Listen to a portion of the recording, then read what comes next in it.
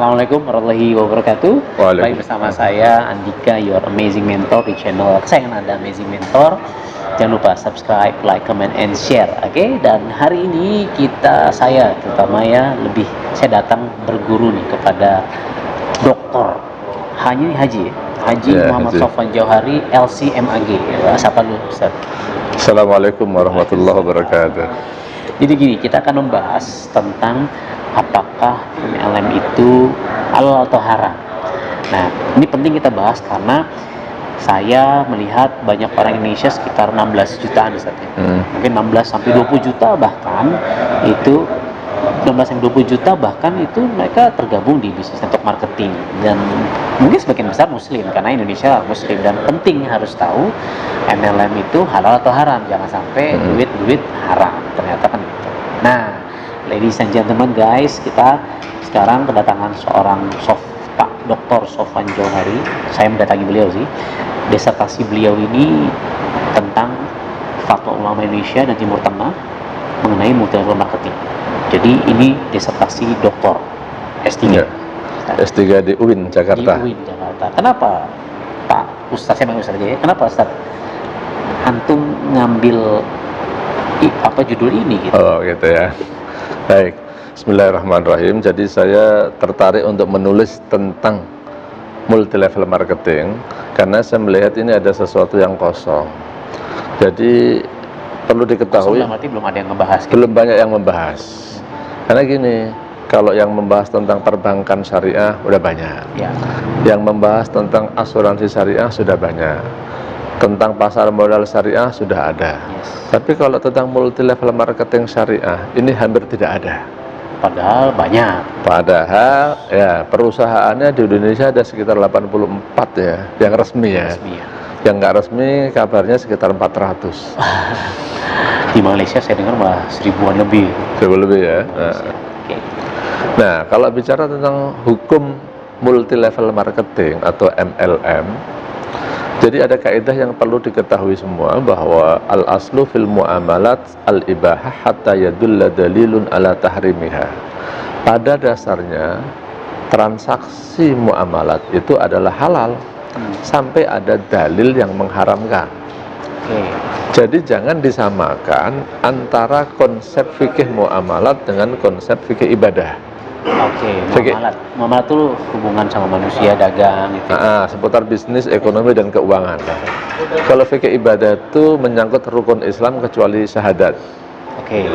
Kalau syahadat nanti pembahasan di bab akidah. Ya. Jadi contohnya gini, kalau masalah ibadah, kaidahnya kan sebaliknya, al-aslu fil ibadat al-hadur.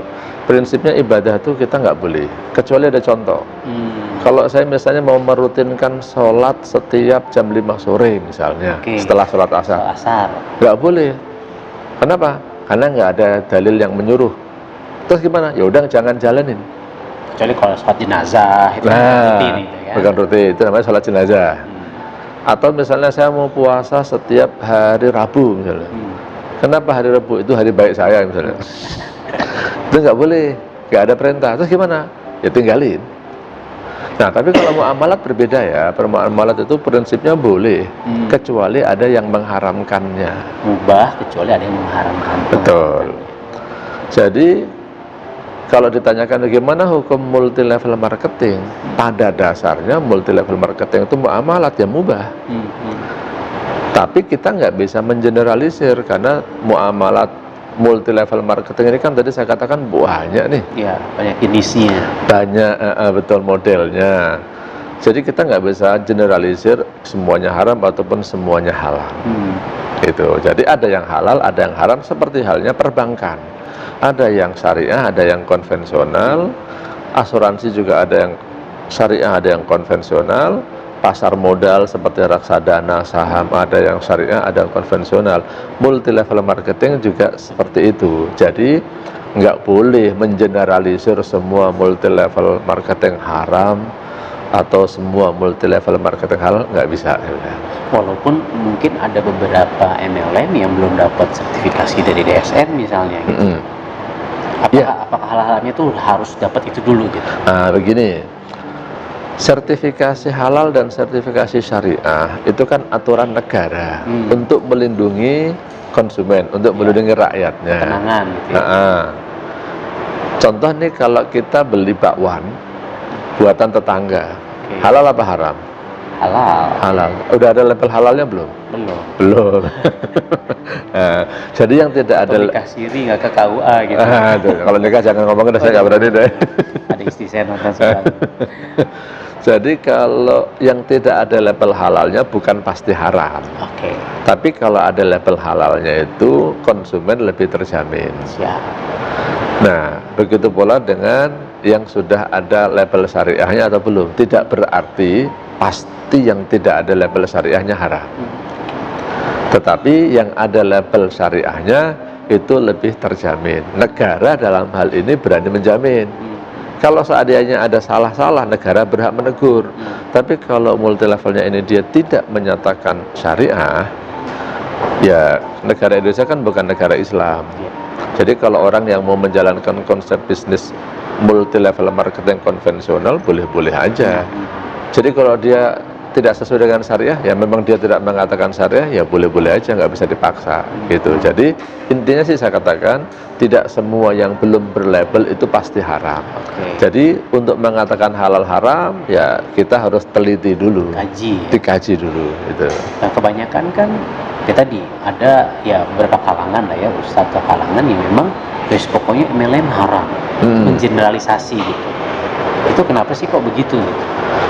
Mudah-mudahan sih ya, mudah-mudahan ini ketidaksengajaan ustadz itu, atau mudah-mudahan karena apa, saya mau ngomong bukan niat menjelekkan ustadz itu ya. Kan banyak, enggak satu ustadz, maksudnya ya pokoknya karena apa yang saya tangkap sih baca ya di Saudi begini gitu. Nah, gitu. Gini, ustadz itu kan sebenarnya juga ada keahliannya, ada bidangnya. Masyarakat ini suka maunya palu gada. Yang namanya ustadz tuh maunya suruh bicara apa aja bisa. Saya lihat kesalahan masyarakat gini, ustadz ini misalnya spesialisasinya, keahliannya, kuliahnya bukan bidang bisnis, ditanyain tentang bisnis, ini mestinya ya janganlah. Kayak saya kalau disuruh ceramah yang bukan bidang saya, suruh ngajar, saya nggak mau. Saya kalau mau ngajar tuh, kalau di kampus ya maunya ngajar, ya ngajar seputar fikih aja, karena keahlian saya fikih. Nah, saya lihat banyak ini ustadz yang bidang keahliannya bukan masalah fikih. Dia kalau ceramah, dakwah boleh lah. Tapi kalau udah bicara hukum, harusnya ya menyadarilah, koreksi saya ini ahli nggak dalam bidang ini. Kalau nggak, ya jangan. Sebab ada yang punya bahasa lain. Dulu ada mantan rektor UIN itu menyebutnya ini pelacuran intelektual. Ya. Gimana tuh Ustaz? Menarik bahas pelacuran. Pelacuran intelektual itu orang yang ngomong bukan pada bidangnya, sehingga ya salah. Mungkin kalau Pak Andika ini kan dokter ya. Nah, bukan bidang saya juga itu. Oh gitu ya. jangan sampai terjadi malpraktek. Nah, itu jadi praktek-praktek yang nggak resmi itu mungkin itu. Ya. Itulah kira-kira. Jadi serahkanlah sebuah urusan ke ahlinya. Betul. Karena kalau enggak ya tinggal tunggu aja kesalahan-kesalahan. Betul. Kalau bahasa hadisnya kan idza wusidal amru ila ghairi ahlihi fantadiris sa'a. Kalau sesuatu diserahkan bukan pada bidangnya, ya tunggu kehancuran kiamat. Nah, saya juga melalui rekaman ini saya berharap para ustadz yang tidak ngerti tentang bisnis syariah, ya janganlah ngomong tentang bisnis syariah, ngomong tentang lain aja sesuai keahliannya, supaya tidak membingungkan masyarakat. Tetapi saya berharap, saya doakan mudah-mudahan kesalahan ustadz berbicara, ya namanya manusia memang tidak ada yang sempurna, mungkin salah berpendapat, ya mudah-mudahan itu diampuni oleh Allah lah. Tapi untuk berikutnya sih saya mengsarankan jangan berbicara yang tidak kita ketahui. Gitu. Nah, jadi sedikit tadi kan Ustadz bilang bahwa ya muamalah itu adalah mubah, boleh. Ketika ternyata ada yang memfatwakan halal atau haram, istilah katanya kita harus cari kenapa ini jadi haram, menjadi halal, sehingga kontekstualnya di Indonesia seperti apa. Nah, kenapa akhirnya ada MLM yang halal atau yang haram, itu poin-poin itu seperti apa? Nah, ini tadi bicara tentang disertasi saya, ini kan judulnya tentang fatwa ya. Masyarakat harus tahu bahwa fatwa itu adalah jawaban atas suatu pertanyaan. Jawaban atas sebuah pertanyaan. Yang mana pertanyaan itu didasarkan pada kasus yang terjadi. Ya. Sehingga fatwa yang di Saudi itu kan berdasarkan kasus yang terjadi di Saudi. Oke.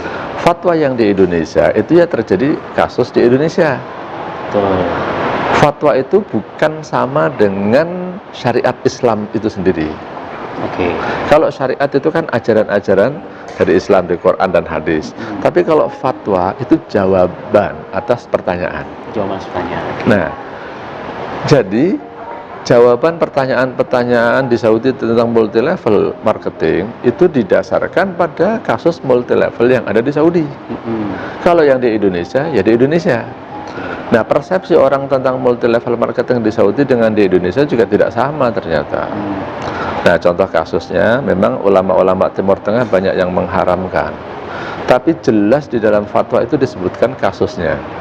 PT-nya misalnya disebutkan ada bisnis, ada hibatul jaziroh misalnya. Nah, perusahaan-perusahaan ini kalau di Indonesia, menurut aturan Indonesia, ini tidak dikategorikan sebagai multi level marketing loh. Money game. Nah, tapi ulama di sana memang menganggap money game, skema piramida, dan multi level marketing itu masih dianggap sesuatu hal yang sama. Karena belum ada aturan yang membedakan. Oke. Sehingga fatwa yang di sana benar nggak salah untuk kasus multi level marketing yang di sana. Nah, di Indonesia kita sudah ada fatwa yang diterbitkan oleh Dewan Syariah Nasional, fatwa nomor 75, yang disebut PLBS, penjualan langsung berjenjang syariah. PLBS, penjualan langsung berjenjang syariah. Ya. Dan istilahnya kan lembaga tertinggi yang kita kan taat ulil amri, soal fatwa kan DSN MUI artinya kan. Betul. Lembaga fatwa yang diakui oleh negara itu kan dari MUI. Ya. Nah, MUI itu punya dua lembaga fatwa, satu komisi fatwa, satu Dewan Syariah Nasional. Untuk fatwa-fatwa yang terkait masalah bisnis dan keuangan, sejak dibentuknya DSN atau Dewan Syariah Nasional, maka semuanya diterbitkan oleh DSN. Nah, komisi fatwa nanti berfatwa tentang masalah-masalah lain, masalah akidah, nah itu di komisi fatwa. Memang komisi fatwa pernah memutuskan tentang bunga bank, itu sebelum dibentuknya DSN kan. Nah, tapi sekarang ini semua fatwa terkait bisnis dan keuangan itu DSN. Dan ini sesuatu yang menarik ini ya, bahwa fatwa DSN itu kebanyakan menjadi hukum positif. Artinya hukum yang diberlakukan di negara. Oke. Kenapa? Karena setelah difatwakan oleh DSN, nanti diadopsi oleh pemerintah dalam hal ini OJK atau Bursa Efek atau Bank Indonesia, dijadikanlah satu peraturan. Jadi mestinya kalau orang di Indonesia ini, walaupun banyak fatwa sana sini-sini, ya karena kita hidup di Indonesia, mestinya ta'atulil amri merujuk fatwanya kepada fatwa DSN. Yang mana DSN telah menjelaskan multi level marketing yang syariah itu ada, tapi harus mengikuti syarat dan ketentuan yang ada di dalam fatwa tersebut supaya halal. Karena nggak bisa disamakan kita di kan habis sholat asar nggak ada sholat sunnah yang rutin gitu kan. Ya sudah ya jangan lakukan kalau itu gitu. Betul. Tapi kalau di Saudi atau di beberapa negara yang pelajari di Yaman, di Qatar gitu kan, dan di sebelah antum, ya kenapa mereka haram? Karena konsepnya adalah mubah awalnya, kita pelajari jangan sampai pada bisnis yang sama, jangan sampai jatuh ke haram gitu. Ya, jangan mengikuti pola multi level marketing yang di sana itu kan. Ikuti pola multi level marketing yang ditentukan syarat dan ketentuannya oleh DSN. Ini kalau kita mau di Indonesia supaya halal. Sebelum kita bahas ke poin-poin tersebut, Ustaz, kan dulu zaman Rasulullah nggak ada MLM, bid'ah ini gimana sih? Bagus. Ini saya mau keluarin sesuatu. Dari tadi belum keluar. Ini namanya apa ini? Fulus. Duit. Yang kata orang bil fulus mulus, mafi fulus mampus gitu. Kalau ada fulus urusannya bisa mulus, nggak ada fulus mampus. Maaf itu canda aja ya. Jadi ini uang rupiah. Iya. Zaman Rasulullah udah ada belum? Belum ada. Belum ada. Kalau gitu kita transaksi pakai rupiah gimana? Bid'ah dong. Bukan bid'ah lebih ibadah ya katanya. Nggak ada tuntunannya. Gitu. Makanya kita harus bedakan urusan fikih muamalat dengan fikih ibadah. Kalau fikih muamalat ya, jangan bilang sedikit-dikit gak ada di zaman Nabi, jangan ada, salah itu. Kita harus berbisnis yang inovatif dan kreatif, menciptakan bisnis-bisnis yang baru sesuai dengan tuntutan zaman. Yang penting jangan melanggar batas-batas yang ditentukan oleh syariat Islam. Dalam hal ini apa? Jangan ada unsur maisir, gharar, riba. Asalkan kita bisa membentuk bisnis-bisnis baru yang terbebas dari unsur maisir, gharar, riba. Orang menyebutnya maghrib. Maghrib. Coba sedikit jelaskan biar viewers kita tahu maisir itu apa. Maghrib artinya satu maisir. Maisir itu judi. Judi ya. Ini kalau dibahas judi panjang nih, tapi ciri-cirinya judi itu gini biasanya. Transaksinya belum jelas, hasilnya belum jelas. Kalau saya bayar, ini dapat apa nih? Tergantung nasib. Untung-untungan. Yang kedua, kalau ada yang untung maka ada yang rugi.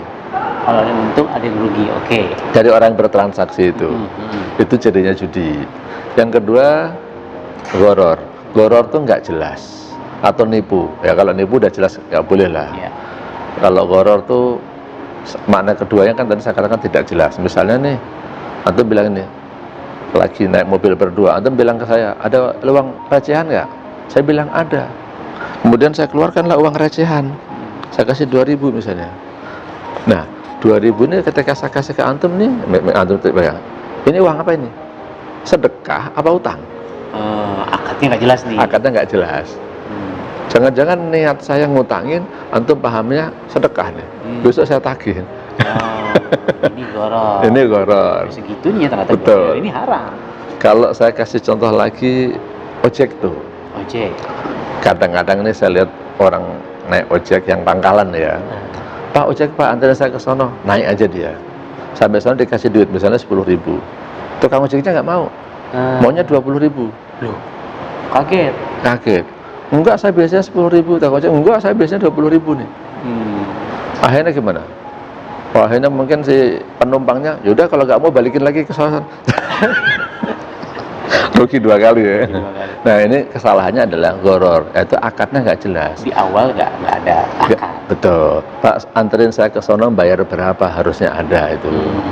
Yang satu lagi adalah riba. Nah riba ini masalah yang paling rumit ini, artinya perlu penjelasan yang panjang. Banyak masyarakat salah memahami riba itu artinya tambahan. Setiap tambahan riba. Saya katakan riba itu adalah tambahan yang tidak dibenarkan oleh syariat. Tambahan yang tidak dibenarkan oleh syariat. Nah, kalau yang dibenarkan nggak masalah. Nah, yang dibenarkan, yang tidak dibenarkan gimana? Nah, itu kayaknya perlu kuliah itu. Memahami riba. Kita bahas juga. Nah, ada di sini riba ada itu. Saya promosiin buku ini ya, insyaallah syiar kita. Oke. Nah, jadi tidak semua MLM itu haram. Betul. Kita lihat case by case. Dan kita tidak bisa mengeneralisir antara case di Saudi katakan dengan Indonesia. Betul. Dan hukum awalnya adalah mubah sampai ada yang mengharamkannya. Betul? Sampai ada bukti-bukti atau hal yang menyebabkan dia haram. Betul. Artinya kita sebagai manusia beriman, manusia berakal, kita harus bermain, bermuamalah, berbisnis. Jangan sampai kita ya melanggar batasan. Betul. Gitu kan artinya. Sekarang MUI, EDSN ini sudah punya batasan-batasan tersebut. Apa aja itu Ustaz? Supaya MLM ini halal. Oke. Batasan-batasannya secara detail mungkin ada di sini ya. Ada 12 persyaratan. 12 persyaratan. Saya mungkin nggak bisa bahas semuanya, tapi sebagian. Contohnya gini, yang namanya multi level marketing itu harus ada produknya. Harus ada produknya. Kalau nggak ada produk ya ini mau apa nih kalau nggak ada produk nih? Betul. Yang kedua, itu malah ke money game tadi. Money game nanti. Yang kedua, produk yang dijual itu harus produk yang halal. Nah, kemudian misalnya lagi tidak boleh ada praktek money game. Tidak boleh ada praktek money game. Cuma dari lubang tutup lubang tanpa ada produk gitu ya. Betul. Tidak boleh ada excessive markup. Excessive markup. Jadi menaikkan harga yang berlebihan. Jadi ini ini aturan buat perusahaan nih. Perusahaan ketika menjual barang itu harus dijual dengan harga yang wajar. Ya. Nah, kesalahan masyarakat memahami excessive markup adalah dia membandingkan satu produk tapi dengan produk lain yang tidak selevelnya. Apple to apple. Nah, nggak apple to apple. Ini mahal nih dibandingkan ini. Nah, kualitasnya nggak sama, ya itu jangan. Nah, jadi cari barang yang sejenis lah. Kemudian tidak melakukan praktek money game. Money game itu sebenarnya adalah bahasa lain daripada maisir, judi. Maisir, judi tadi ya. Tidak yang join duluan paling untung ya itu. Betul. Yang di depan pasti untung, itu ciri-ciri money game itu. Kemudian satu lagi yang diantaranya adalah tidak boleh melakukan igro. Igro apa nih, Ustaz? Igro itu kalau bahasa sederhananya tidak boleh melakukan rayuan gombal. Rayuan gombal. Ya. Jadi orang tuh ngerayu masuk multi level dengan tujuan-tujuan yang duniawi, yang membuat orang itu jadi hubud dunia. Nah, itu nggak boleh, cinta dunia itu. Jadi ya arahkanlah orang itu berbisnis supaya dia mendapat rezeki yang halal, dia bisa memenuhi kewajibannya, dia bisa beribadah dengan rezeki yang halal yang didapatkannya itu. Itu diantara syarat-syaratnya. Tapi nanti boleh kalau mau detailnya dibaca di fatwa nomor 75. Fatwa DSN ya, fatwa nomor 75. Nah, tadi bicara udah belum tadi? Udah. Nah, sebagian aja, nggak semuanya ya. Nanti kita bahas yang sering dibahas di lapangan sebenarnya apa. Nah, tadi sebelum kita bahas yang seru-serunya, igro tadi. Nah, kan ada perusahaan-perusahaan MLM yang mungkin ya mobil mewah, kapal lah, dapat pesawat lah apa. Itu gimana itu kok gitu? Nah, ini dikhawatirkan masuk ke dalam bab igro memang. Makanya kita berharap pada para pelaku MLM ya, sekarang dirubahlah dalam membujuk orang, dalam memotivasi, dalam memberikan training-training, arahnya jangan kepada hubud dunia, cinta dunia. Sekali lagi ya, konsepnya kalau orang muslim kan wa ma khalaqtul jinna wal insa illa liya'budun. Jadi semuanya kita lakukan karena ibadah. Ibadah ini kan butuh modal, butuh duit. Sholat juga butuh duit loh. Karena apalagi kalau laki-laki sholatnya kan aslinya di masjid. Betul. Nah, gimana orang-orang ini pada mau sholat di masjid? Perlu diciptakan masjidnya yang nyaman. Kalau perlu masjidnya pakai AC, bersih, imamnya juga bagus, sound systemnya enak. Malah kalau perlu di masjid kasih snack deh. Makan siang gratis. Coba kalau misalnya setiap orang sholat zuhur dikasih makan siang gratis, banyak nggak itu deh? Banyak. Nah, cuman masalahnya apa? Dana. Nah, yang nyiapin makan ada nggak itu? Kita sebagai saudagar yang mendonasikan itu. Nah, ya mungkin tidak harus bentuk makan lah, minimal masjid itu nyaman. Misalnya nih, di masjid itu ada minuman lah. Di masjid itu ada dispenser, ada kopi, orang kalau memang haus ya biar minum, masjid gratis. Itu saya kira udah bagus tuh. Itu akan mendorong orang mau datang dan merasa nyaman di masjid itu. Bagi orang-orang tertentu, ya kita jangan generalisir dengan tingkat keimanan kita ya harus ikhlas dong. Ikhlas itu pelajaran nomor 2 kalau saya bilang. Nomor 1, orang gimana mau ke masjid dulu. Ya kan? Rasulullah mengajarkan kalau kamu punya anak umur 7 tahun, ajarin dia sholat, suruh sholat. 10 tahun nggak mau sholat boleh dipukul. Nanti anak bisa protes nih. Daripada saya sholat gak ikhlas, mendingan gak sholat. Kalau gitu gimana? Malah jadi salah gitu. Nah, salah kan? Maka kalau saya bilang, yang penting anak sholat dulu, ikhlas nanti. Jadi bagaimana masyarakat itu mau ke masjid dulu. Urusan ikhlas nanti kalau udah di masjid baru dididik menjadi ikhlas. Itu tahapannya. Artinya kalau tadi kita bicara, kalaupun ada perusahaan-perusahaan MLM yang memang menawarkan hadiah-hadiah yang fantastis, ya dicek dulu itu benar nggak, dapat dari mana. Karena nggak boleh tadi yang kalau dari kualitas produknya dikurangin itu jadi.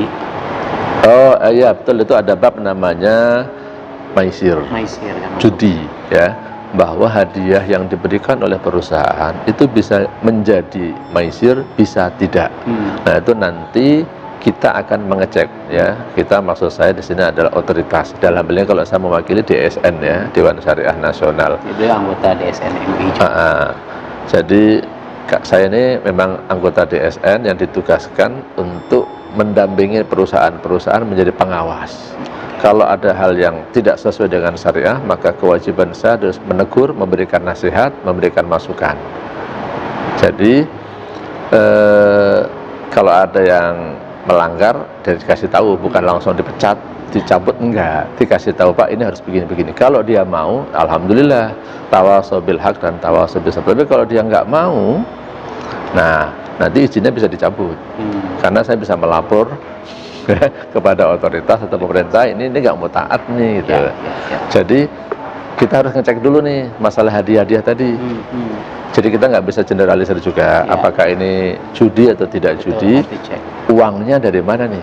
Kalau uangnya itu adalah dari uang perusahaan, dari dana promosi misalnya, dana iklan, contohnya seperti itu, bisa jadi halal.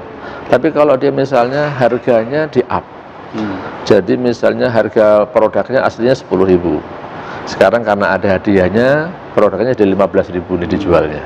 5.000 itu yang diputar-putar. 5.000 itu sebenarnya ada perjudiannya. 10.000 adalah harga produknya, itu jadi haram. Nah makanya kita harus cek nanti hadiahnya dari mana. Gitu. Atau bukan hanya, mungkin harganya tetap, tapi kualitas barangnya dikurangi. Nah betul, itu juga sama, itu nggak boleh. Betul. Dia taktiknya bukan menambah harga, tapi mengurangi konten produk atau kualitas produk atau isinya gitu ya. Nah itu nggak boleh. Oke, nah sekarang yang sering di lapangan itu dibahas gitu, Ustaz. 2 akad 1 transaksi haram. Satu akad 2 transaksi. Itu gimana, Ustaz? Nah, itu kan banyak yang Jadi masyarakat, alhamdulillah saya katakan dari satu sisi ada kesadaran tinggi untuk taat pada syariat. Tapi sayangnya mereka ini belajarnya nggak dalam.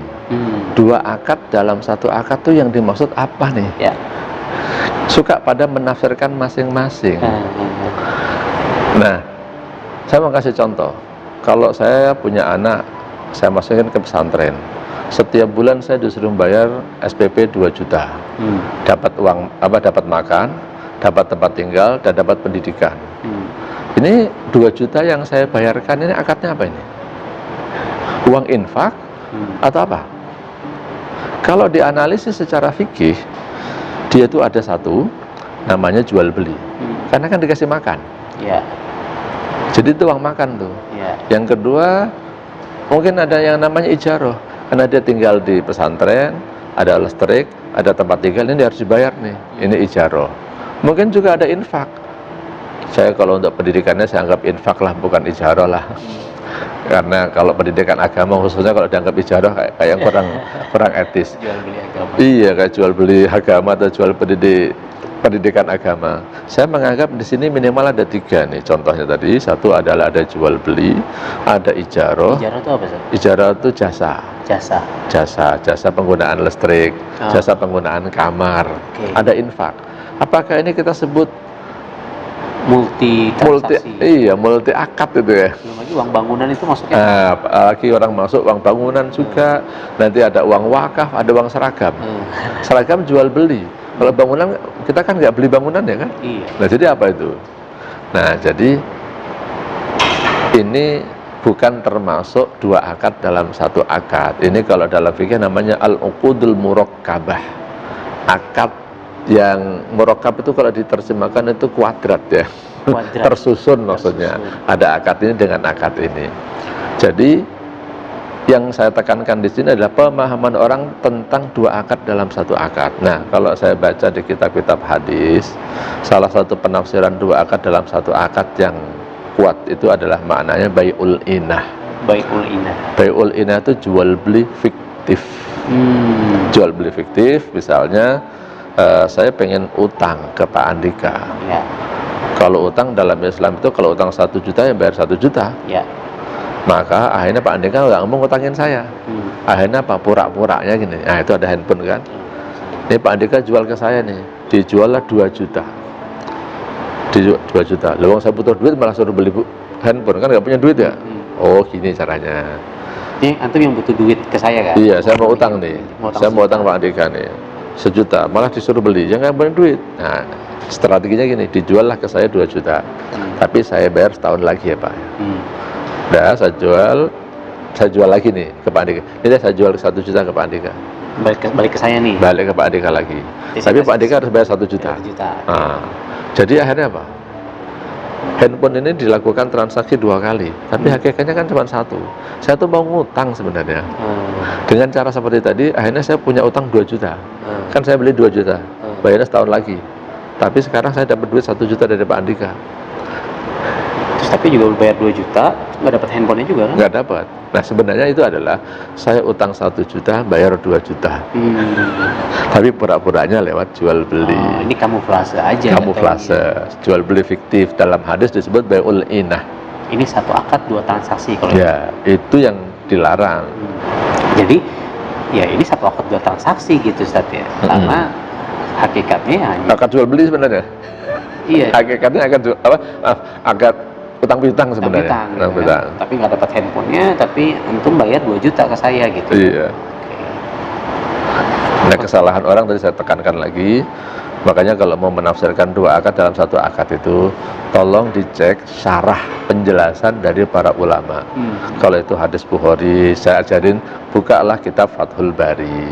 Kalau itu hadis Sahih Muslim, buka syarah Sahih Muslim yang dijelaskan oleh Imam Nawawi. Contohnya gitu, jangan hanya baca hadis, baca terjemahannya, langsung tafsirin sendiri, nyalahin. Kalau nggak ngerti, ya tanya ke ustadznya. Ustadznya kalau baca hadis, tolong para ustadz itu jangan suka menafsirkan sendiri. Kadang-kadang mereka bahasa Arab juga nggak ngerti, gitu kan? Nafsirin sendiri. Nah itu yang kesalahan-kesalahan. Oke, jadi udah clear lah ya soal MLM itu bukan satu akad 2 transaksi gitu kan, aman soal ini. Insya Allah aman. Secara umum saya katakan umum, haram. Ya, tergantung case by case. Iya, case by case ya. Terus yang kedua, berjenjang nih Ustaz. Komisi itu kan saya nggak, kan ada penjualan di luar, saya dapat di bawah saya terus saya tetap dapat gitu. Ya. Itu gimana dapat? Ya, ini satu hal yang dikenal dengan istilah passive income.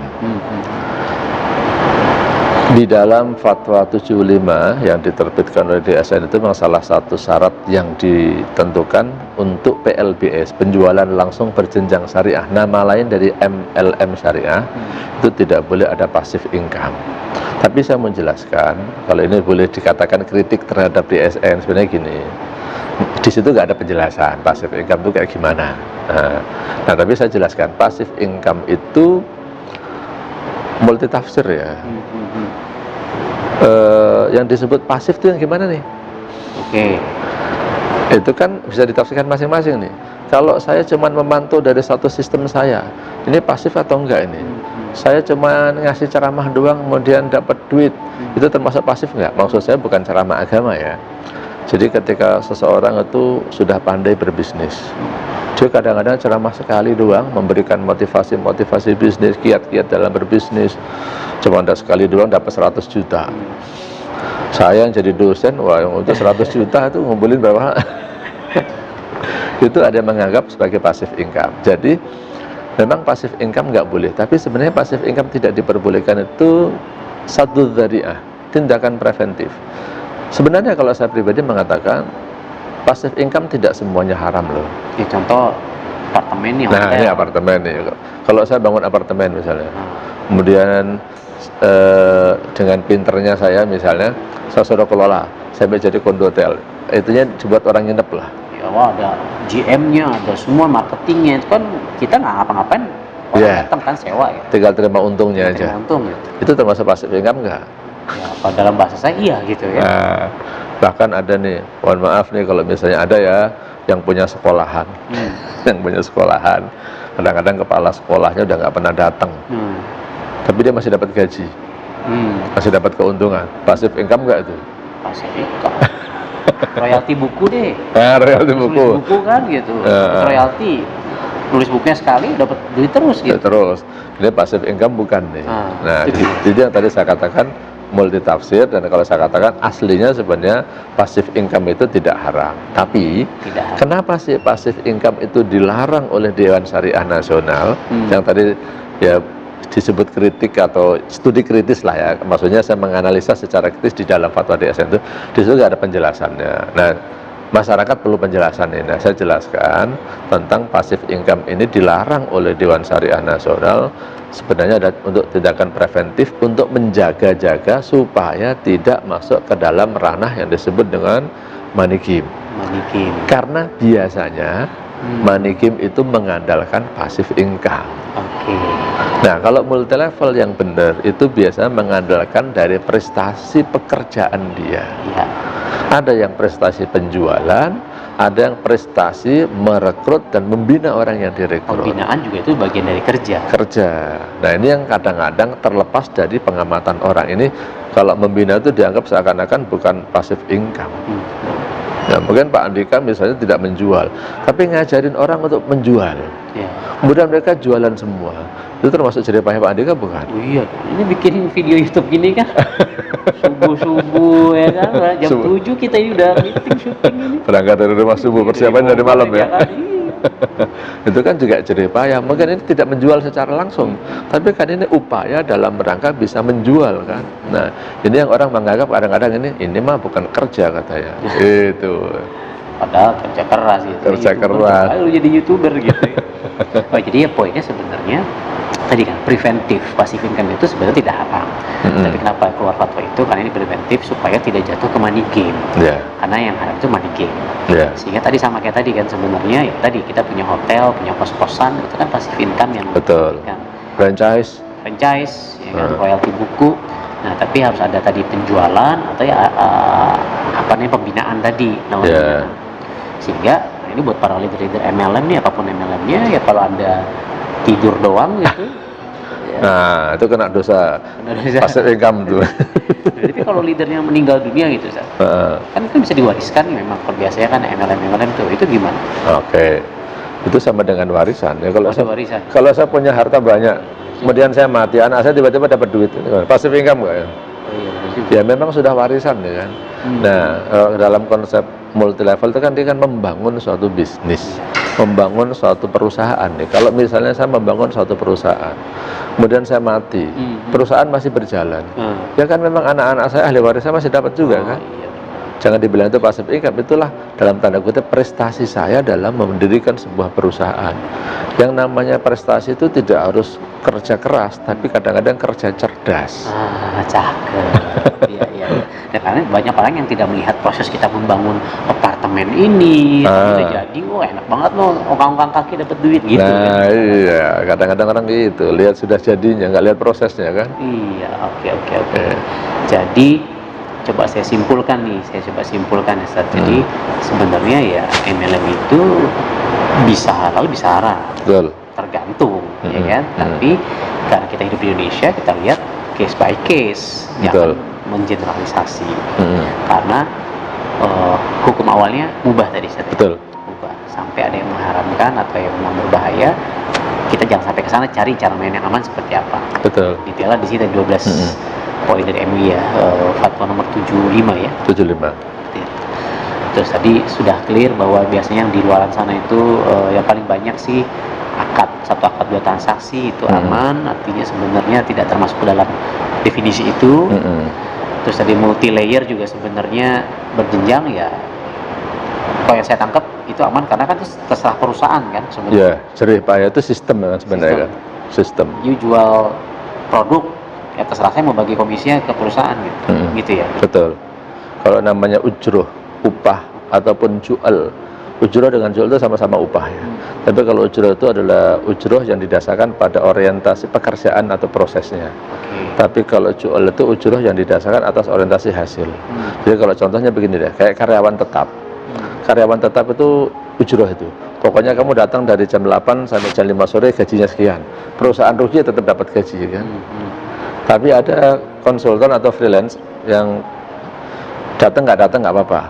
Yang penting nanti kalau ada perlu kamu datang ke sini. Kalau saya tanya jawab. Kalau nggak ada pertanyaan, nggak ada konsultasinya ya. Kadang-kadang dia nggak kerja, gaji tetap kan. Kadang-kadang ada yang kalau ada konsultasi dibayar, kalau nggak ada nggak dibayar. Nah itu kan sebenarnya tergantung pada kebutuhan orang masing-masing, mau pakai ijarah atau mau pakai jual. Kalau jual itu sih kalau zaman dulu di kitab-kitab fikih, contohnya gini nih, saya punya sapi hilang. Siapa yang bisa menemukan sapi saya, nanti akan saya kasih hadiah misalnya 5 juta. Sayembara, betul. Ada orang yang dia capek-capek nyari sapi itu di mana? Keluar duit tuh, keluar duit, sewa mobil, ya kan? Sewa detektif misalnya. Mungkin udah 3 hari sampai 7 hari nggak ketemu sapinya, ya nggak dapat. Tapi ada orang misalnya bangun tidur, tahu-tahu sapinya nongkrong di depan rumah dia, dipeganglah, kasihkan ke yang punya, dapat tuh 5 juta. Padahal usahanya nggak sebesar yang tadi sampai sewa mobil dan seterusnya. Nah, orang pertama nggak dapat apa-apa, udah kerja kan? Udah. Yang kedua kerjanya dikit tapi dapatnya banyak. Nah, ini namanya jual nih, akadnya namanya jualah. Nah, ini yang orang suka nggak tahu tentang jualah. Makanya nanti saya sarankan buat para pelaku multi level belajar tuh tentang jualah. Bisa jualah, bisa jialah ya. Jadi artinya dalam kitab fikih kadang-kadang disebut dengan jualah atau jialah. Itu di fikih. Oke, jadi ya intinya aman. Insya Allah aman. Ya. Karena yang saya pahami juga, karena kan saya ini sudah konsul lah ke banyak ustadz gitu ya. Dan satu kenapa saya akhirnya bikin video sama ustadz, maksudnya saya konsul banyak dengan ahli ekonomi syariah. Yang saya senang adalah ustadz memang secara ilmiah meneliti sehingga bisa dipertanggungjawabkan juga secara ilmiah kan. Insya Allah begitu. Bukan hanya ikut-ikutan. Oh kata ustadz ini haram, ini halal gitu. Karena untuk jadi disertasi dokter untuk dikatakan lulus tuh ujiannya 7 kali itu. Waduh, kebayang saya skripsi aja pusing tat gitu. 7 kali ujian itu di hadapan 6 profesor. Ujian terakhir tuh 7 ya. 7 penguji itu. Artinya bukan ngecap, bukan faktor subjektivitas saya, tapi ini saya berdasarkan penelitian, melihat pada fakta, melihat kepada dalil, kemudian saya paparkan. Yang kesimpulannya, yang nggak boleh digeneralisir bahwa multi level itu halal atau haram. Masyarakat perlu tahu nih, sekarang ini kan ada bank syariah, ada bank konvensional, ada asuransi syariah, ada asuransi konvensional. Perlu tahu juga nih, ada multi level marketing syariah, ada multi level marketing yang konvensional. Artinya ada yang syariah, ada yang non syariah. Janganlah menyamakan antara yang syariah dengan yang non syariah. Gitu. Alhamdulillah, ini saya buka pas halaman tentang jualah gitu, ijarah jualah. Oh pas ya. Dan menarik, ini setiap halaman itu udah ada diambil dari mana ya, disertasi ya. Ada catatan kakinya harus semua lengkap, jadi highly recommended books. Nanti lihat di deskripsi ya belinya di mana gitu saja. Lumayan ya. Nah, kita siarkan dakwah ini. Oke, nah jadi ya intinya aman sih sebenarnya. Insya Allah aman multi levelnya. Kesimpulan Ustaz mungkin buat teman-teman yang lain. Kesimpulan yang pertama, jangan suka mengeneralisir perkara. Jangan suka mengeneralisir hukum. Lihat kasus per kasus. Yang kedua, kalau masalah fatwa, jangan suka mengimpor fatwa mentah-mentah. Karena fatwa itu harus dilihat daripada case-nya.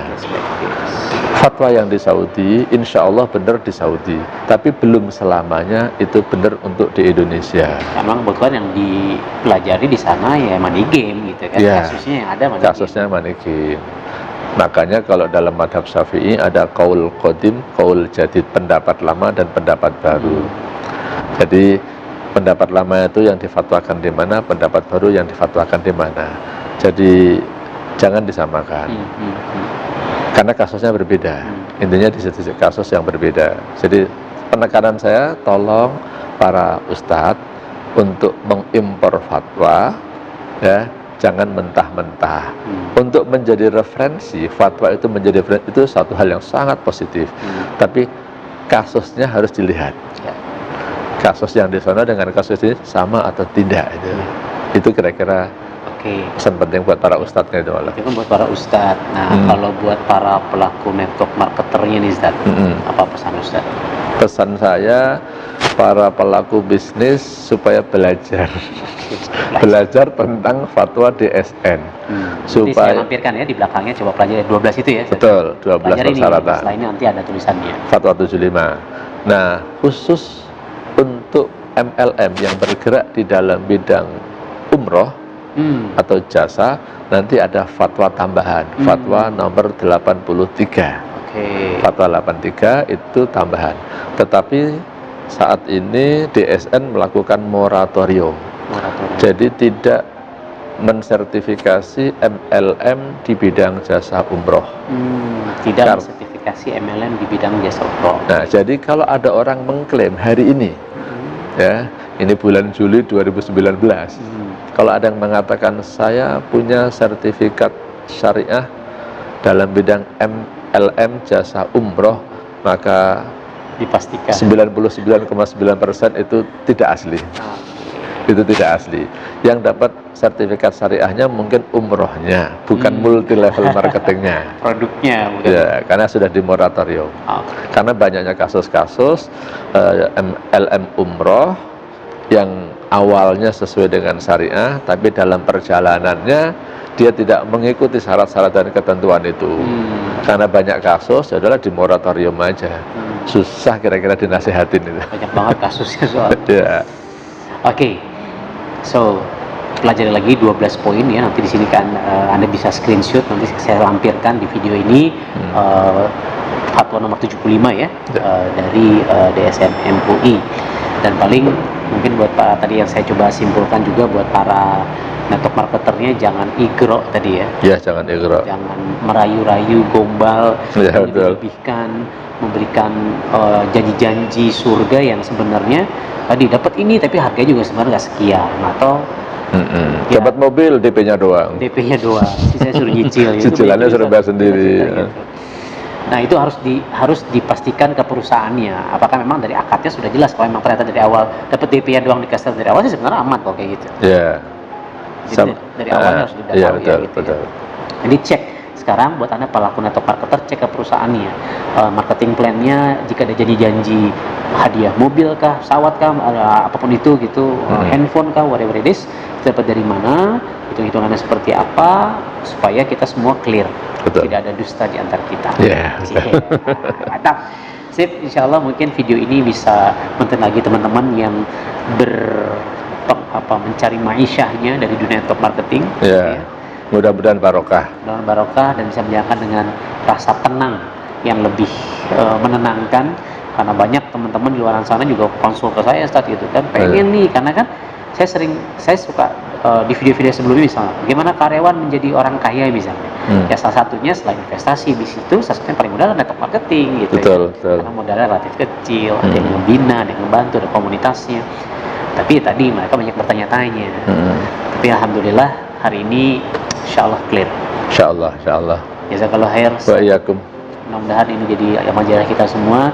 Stay tune terus, saksikan terus video-video saya di channel Amazing Mentor. Viralkan video ini, share supaya banyak teman-teman dapat informasi yang menarik dari ahlinya ahli MLM secara syariah ya, Dr. Haji Muhammad Sofwan Johari LC-MAG. LC-nya dari mana, Ustaz? LC dari Lipia. Masya Allah. Saya Andika dan Dr. Sofwan Johari undur diri. Stay tune terus, subscribe, like, comment, and share. Assalamualaikum warahmatullahi wabarakatuh. Waalaikumsalam warahmatullahi wabarakatuh.